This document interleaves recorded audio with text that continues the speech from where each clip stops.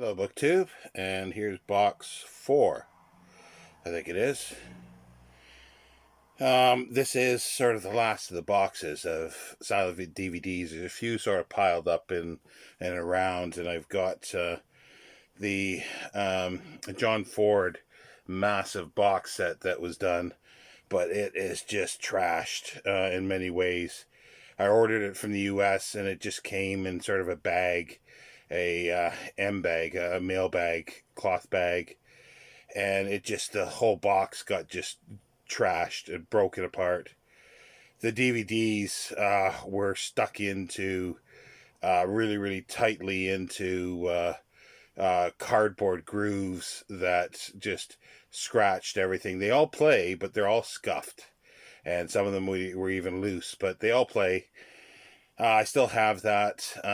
It's got a big book with it, a hardcover, and some paperback books as well. I think with it some playbills and so forth. It's a nice set. It would have been nice to have it complete. So that was something that I would have sold, but I couldn't sell it under that condition. I did have the Murnau and Borzage at Fox. This one was Ford at Fox, so there was another box set that was F.W. Murnau and Frank Borzage at Fox, and that was a beautiful set. But yeah, I did sell that. And I sold so many. That's the thing. And I just realized now all the stuff that I'm missing here, that stuff I'll never see again. Some of them I didn't even get around to seeing. That was the tragedy of it. But it had to be done very quickly, so I didn't have a chance. And this is a VHS was given to me, but because it's Louise Brooks, I could not say no, and I will not get rid of it. I used to have it on DVD show off. I don't think it's here anymore unless it's in this box. Otherwise, it's gone. All I think my Louise Brooks DVDs have sold. I have to replace them. Might as well just talk a little bit about it. It's a run-of-the-mill 1926 sort of comedy. It's directed by Malcolm St. Clair. But Louise Brooks sparkles. She's a friend of a neighbor who has problems. Can't remember if there's a love interest with her. It's like it's not a remarkable film or story. It's not very memorable, but she sparkles. She sparkles in anything she does, to be honest. So it's worth watching.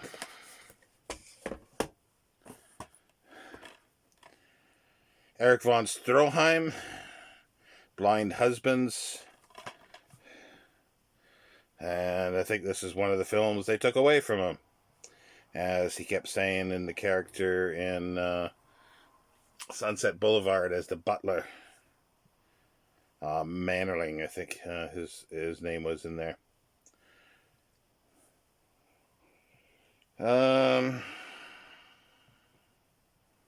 Trying to see what year this is. Again, they don't help me out here much. There's a booklet with this. Oh, it's 1919. This is another one of those edition film museum, which I bought. Like I had their whole lineup, and some other ones. Nordisk, I think, or something like that. I had their archival ones. This has a good.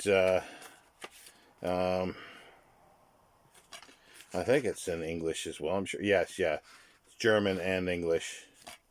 But there's other versions of this, but this one's quite good. I don't think it has a commentary. No. Music score is by Gunther Buchwald. I'm not sure I'm not pronouncing it correctly, but he's quite fantastic to see him live. He sort of plays piano and a violin at the same time. This is John Ford's Iron Horse, a fantastic epic. That's a wonderful movie poster there as well.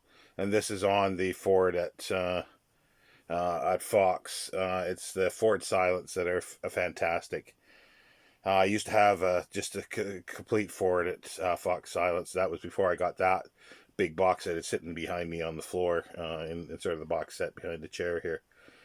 For lack of anywhere else to put it, it's big. It's a little bigger than a size of a LP album record, but it's quite thick. It's about 4 or 5 inches thick. Just a bag falling over there, if you can hear that. But yeah, so this is just fantastic. 1924. This is sort of restored by David Gill and Kevin Bronlau for Photoplay Productions. So that's probably why I'll keep it, even if I do get a better one. I don't think there's much. There's no extras on here at all. So that's a shame. It's always nice to get the extras. Here is the box set from Flicker Alley, is George Méliès's films. I showed the little one-volume Encore one that was put out later that were found after this was done. So this is just it's just a fantastic. It's got a booklet, as Flicker Alley does, and it's quite fantastic.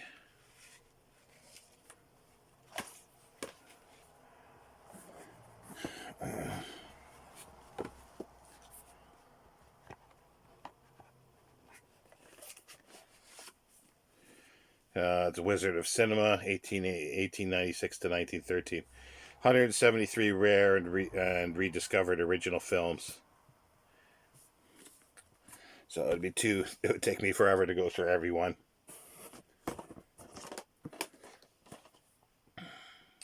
A silent film by Frank Capra, which was interesting to see the glare on this. There we go, that's better. Nothing special, but you could see his flair for directorship and, going on to make the sound films. This is not a big studio or production, or DVD manufacturer, so it's not that well restored. It's hardly restored at all. It's a bit rough, and there's nothing else extra on it. It's from, well, it's starring Viola Dana, I think it is, yeah. Ralph Graves, Carl Gerald, Rosalind Byrne. 1928. Here's another one. That's another Pudovkin. 1928. Storm Over Asia. And talking about how to film what looks like a storm and have the film and the cutting work as a storm, this film is just fantastic. The Soviet montage. It's 1918, I think. No, it's got to be later than that. 1928. The events are in 1918. And again, Eureka. It's just a plain Eureka one. So that's it, yeah. And there's nothing else. It wasn't for their Masters of Cinema for some reason. This is Maurice Tournier, the Bluebird, sorry, not Bluebeard, as Maurice Metternich's Haunting Fairy Tale from the archives of George Eastman House. It's Kino. And there's nothing else extra on it at all. I don't remember anything. Music, yeah. So yeah, it's just a plain. It's interesting cinematography wise and for the folktale. The Last Laugh, which is, there's kind of sticky stuff on the case. I'm not sure what this is. Looks like soy sauce, actually. Not sure how that got there. It's a Murnau film. It's fantastic. It's got what was termed the unchained camera. And nobody really knew how they did it. This is as Carl Freund as well, I'm sure. Let me see. Yeah, Carl Freund. Emil Jennings plays the old uh, hat check. Sorry, no, what would you call them? Concierge, I think. Person that meets and greets people at the door of a hotel. He loses his job and sort of spirals down. But Murnau wanted to create a cinema where there would be no dialogue whatsoever. He achieves it pretty well here. All there is, I think, is there might be one title card, and that's a letter showing a letter of saying that he's been sort of demoted or fired from his job. And there might be one other little thing that's in there, but otherwise, there's no other dialogue. Well, obviously it's silent, but there's no other words, and you don't need words. And he was able to get through emotion for scenes, how it was filmed, very very deep and layered storylines in what was like basically has been considered like pantomime. But he was able to do it. He brought it to a real height with this. And then as soon as sound came in, that was all destroyed. And then they just went sort of back 20 years almost in the quality of filmmaking. There's other versions of this. This is Eureka. Really nothing. There's a documentary on it, but that's it. There's no commentary. Oh, I still do have this. I thought I'd sold this. Wow, this is fantastic. A Jacques, because I ordered it in Blu-ray, thinking because I clicked on this, went through to the Blu-ray, but it turns out that it's the and it was basically out of print, BFI, but it says 1933 or 38 remake of it. So I'm really, really glad. I'm hoping. I wonder if I've got the wheel in here as well, or the LaRue. I'm hoping I got LaRue in here as well. This is 1919. This is Flicker Alley. It's. I'm sure it's got a commentary on it. I'm sure it does. It's got a booklet. I know for sure. Booklet and essay by celebrated author, director, and film star Kevin Bronlau. Additional essay by historian Leslie Hankins. Notes by no,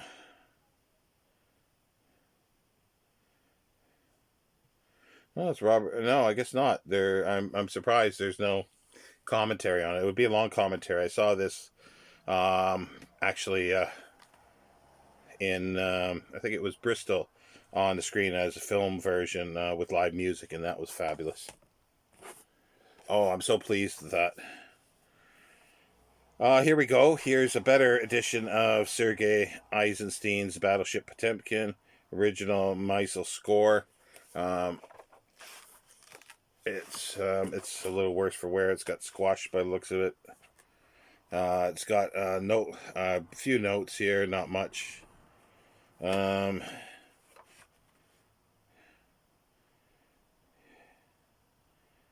Yeah, it's I got the and I think it's got the Robert.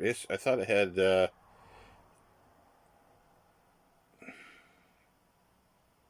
No, it doesn't. It's just got the original Meisel score. But it doesn't have. Again, it sadly does not have a commentary in its Kino. So they really sort of let the side down with that.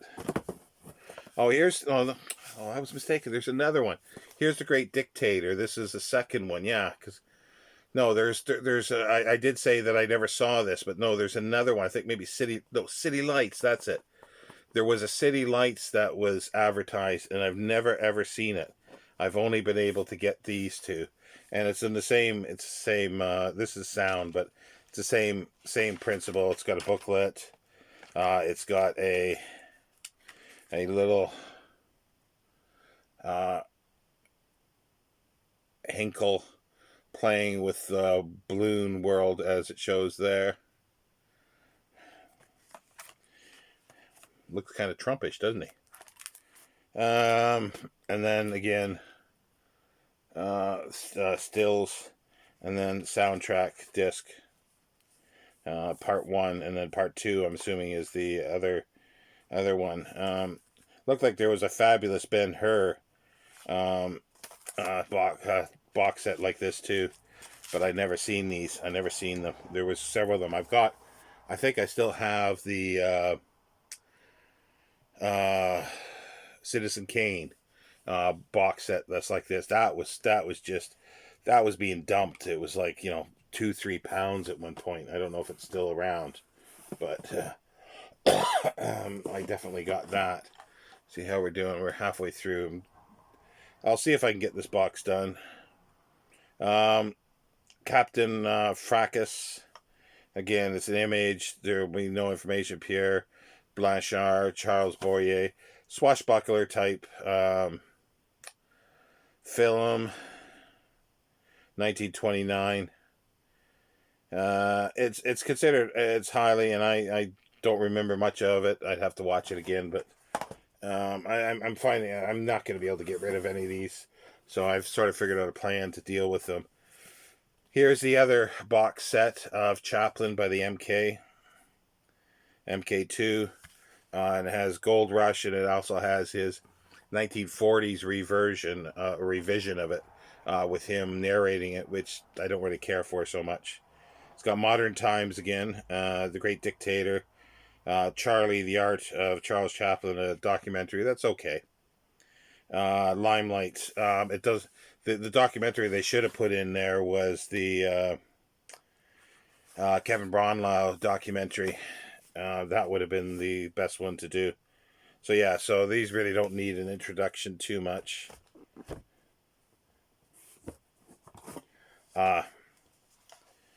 Limited edition Méliès Trip to the Moon in a steel box. Now, this is American, so Region 1, Region A for the Blu-ray. Now, apparently, there's supposed to be an issue of some sort with the Blu-ray. I've never been able to play it. I think it has something to do with playing one of the music scores, that it's not available for some reason. And I didn't realize that, and I didn't know about it until a long time later that they did send out, or offered to send out, a replacement disc for this, and I was way too late for that. So, but as I say, I don't know. I don't have a Region 1 Blu-ray, even though I bought it because I wanted the steel box of it.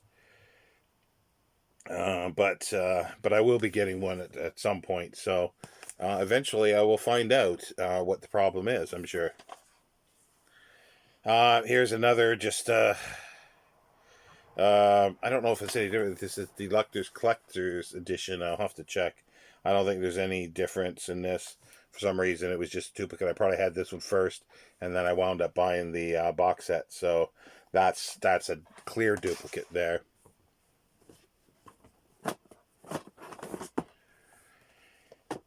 Yeah, Sally of the Sawdust.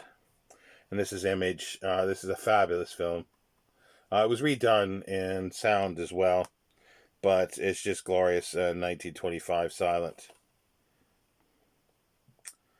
And then there's City Girl. That's the DVD version, which I have a Blu-ray as well. I think it's all the same. I'd have to check. Yeah, it's got a full-length commentary. I think it's the same print and everything as Blu-ray. If that's the case, then yeah, this could potentially go. If everything's the same, I need to check. So, well, we're getting a few that could go. Geraldine Farrar, Cecil B. DeMille's 1950 Carmen. It's a VCI or VAI. There's nothing special with this, but I don't think it's done anywhere else. I don't think it's available, and I don't remember I don't think it's too bad. It's got a booklet, so yeah, so it's actually quite good. And in the reference section, in the reference way, and I don't remember anything bad about the restoration.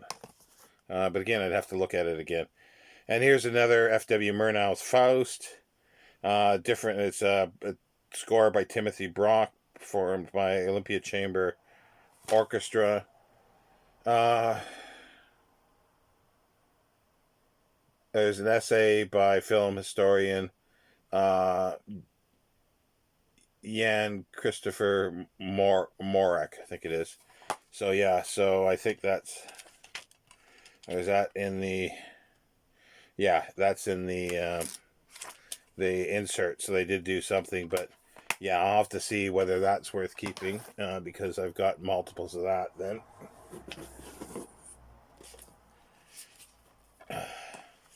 Dr. Mabuse, the Gambler. This is the Kino version. The story behind it, Dr. Mabuse, a 52-minute documentary. This is 1922, but I also have the, is this, yeah, this is the Masters on Cinema, is it? Must be, yeah. It doesn't say Masters. I don't know I'd have to check to see what's difference with this one, if anything, and maybe keep the one that has the better restoration, because there are differences in the transfers as well.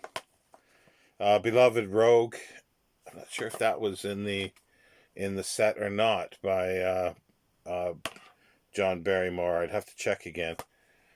This is, yeah, it is, yeah, it's him playing basically, well, it's set at King Louis, but it's I think it's like a Robin Hood story.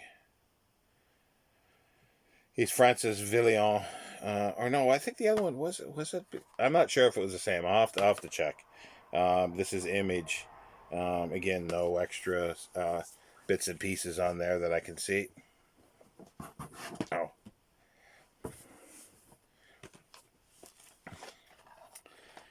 Oh. Conrad, or Richard Oswell is different from others. Conrad Veidt. These are, again, early gay films. This is one. I had the other one, Anders, I think. This is 1919. There was a few that... Oh, this is broken here. Get the piece of plastic out. This is Kino. They did a few that were gay-themed of early German silent cinema.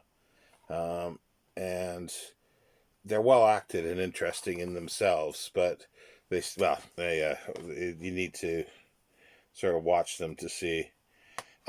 Spies, Fritz Lang's Spies. This is Kino again. Nothing much in the way of extras, anything at all. Screenplay again by Thea von Harbo. This is fantastic. I do want to get this in Blu-ray. Die Nebelungen, 1924, Fritz Lang. Again, I'm pretty sure it is Thea von Harbo.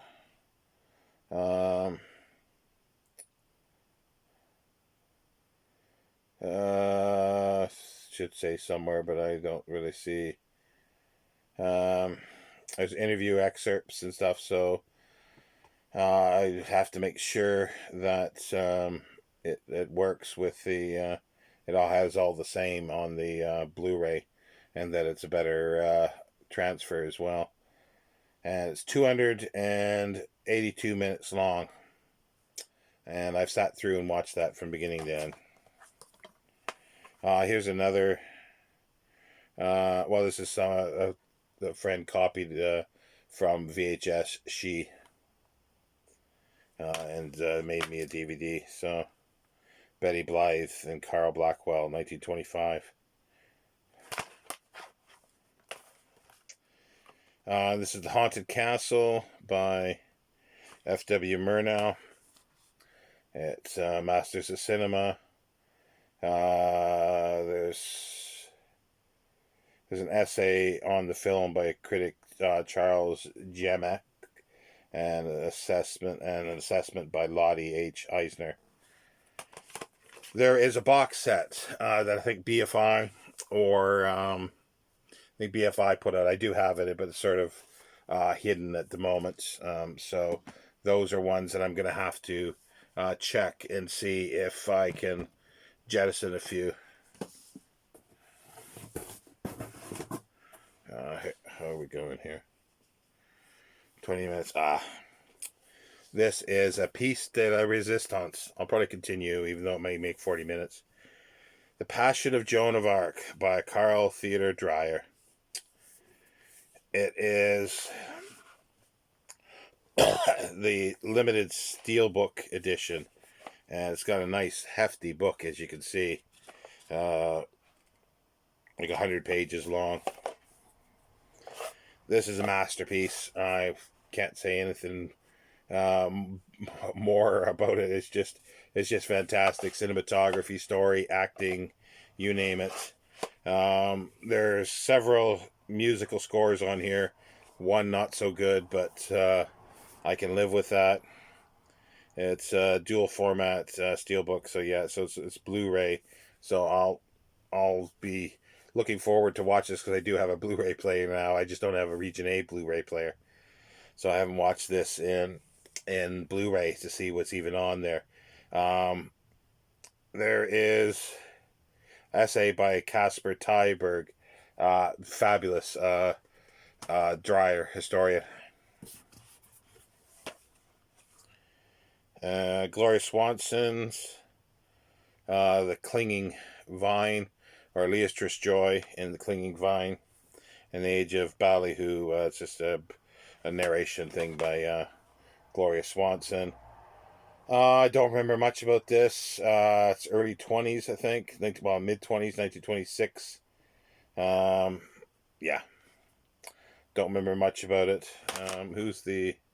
Well, it's Cecil B. DeMille. That's why I would have got it, because it's interesting. I'm interested in his film Silence and all. Let's move this forward a bit. Another Faust. As you can see, I am plagued with Faust. But this is Eureka, plain Eureka one. It would have been the very first one I got, so it doesn't have any extras or anything much with it at all.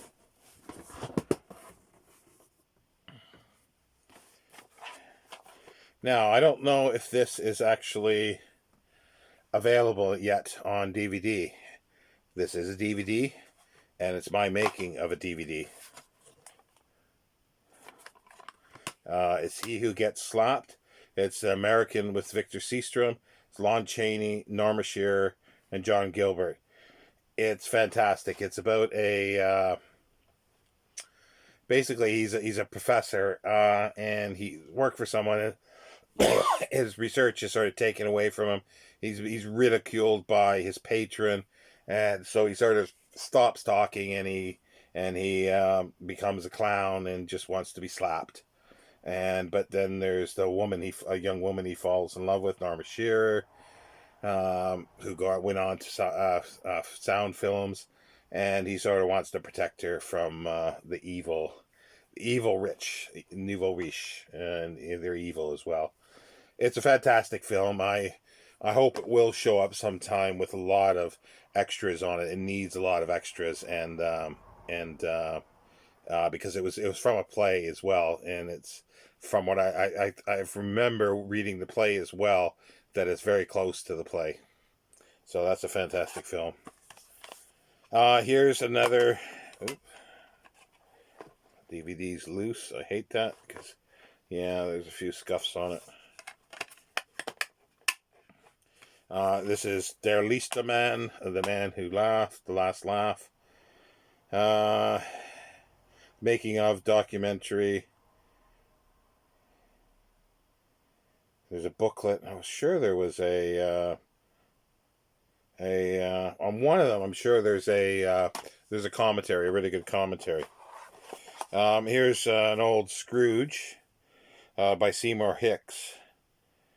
And it's a silent one. It's not very, the very, very poor quality, like from a 16 millimeter or a 9 millimeter. It's actually, oh, it's 1930. Oh, this is 1935. So this is a sound one mixed up in there. It's Image, but it's not a very good transfer. It doesn't hold a candle to Alistair Sim's film. And some silent Shakespeare. So a little more bookish related stuff. Well, so was that. It's got The Tempest, 1908, King Lear, 1910, Midsummer Night's Dreams, 1909, Twelfth Night, 1910, The Merchant of Venice, 1912, Richard III, 1911, and King John, 1899. It's the first Shakespeare film ever made. They're shortened, obviously, with the highlights, but they are very interesting. And it's a bunch of directors. This is National Television Archive BFI production, so it's very interesting. Sadie Thompson.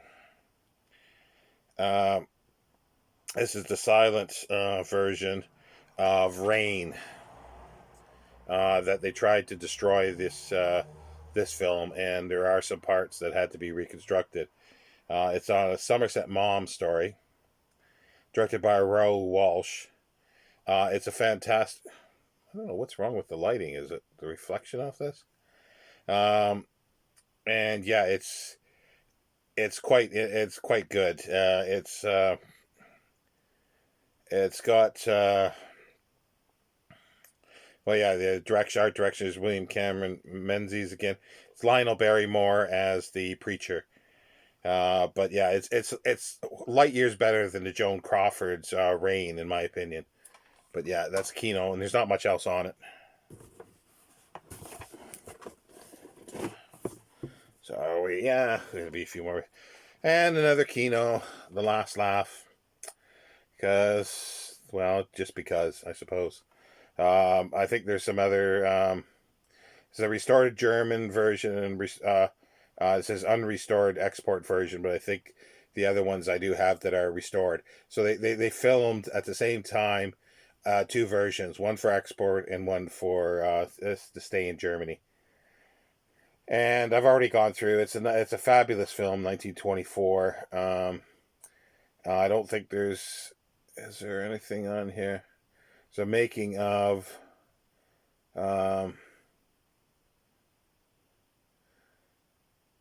Yeah. Yeah, no, there's nothing else special on here. And here's another F.W. Murnau's Phantom. This is Flicker Alley, Region 1. It's 1922. We've already gone through that. We've seen Nosferatu several times. But as I say, there are little gems sometimes in each one, and I need to compare these. There are